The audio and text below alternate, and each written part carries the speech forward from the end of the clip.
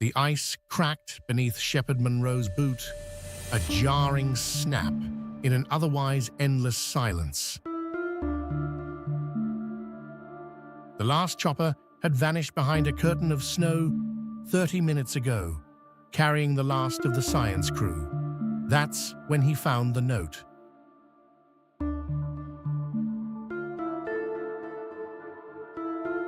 Sliding through bitter fingers, one message, short, sharp, terrifying.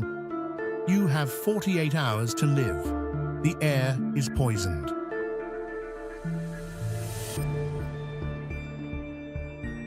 He stared out across the blank wasteland, just white and shadows. The remote Antarctic outpost was now his prison, and Shepherd Monroe had never felt so utterly alone. First, panic, but adrenaline only buys minutes. Shepherd forced himself to focus. He had his gear, an emergency radio, a supply shed, and precisely 48 hours before he succumbed to whatever toxin had been introduced, unless he could find a way out. He moved between buildings, breath huffing in the bitter air, clouding across his visor.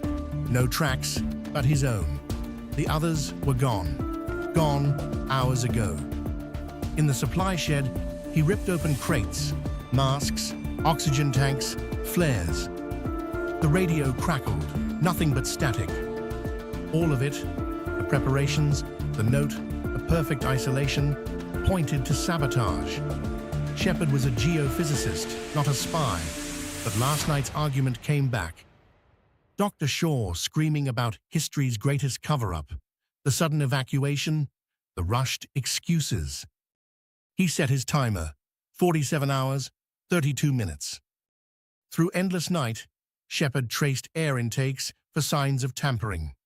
The wind howled, battering the outpost. Every cough felt like a countdown. He suited up and breached the storage annex. The air tanks, someone had punctured them. A slow hiss leaked into the darkness like a snake. He scavenged the lab for filters. Half-burned papers revealed inked notes, a confession, a threat.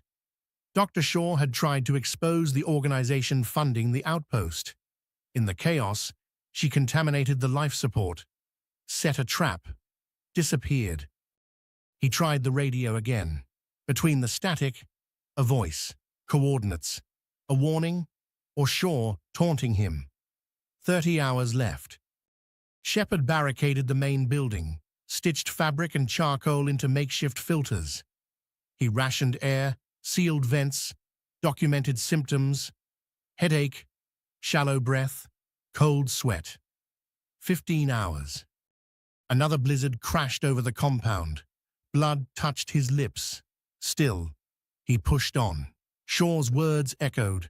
Tell them the truth or die in the cold.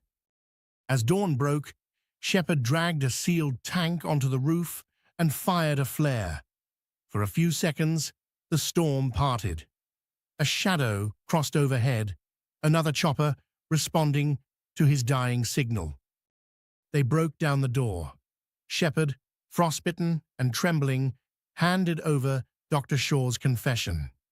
The cost was almost everything.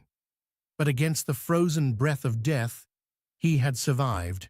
Time was up, and the truth had finally escaped the ice.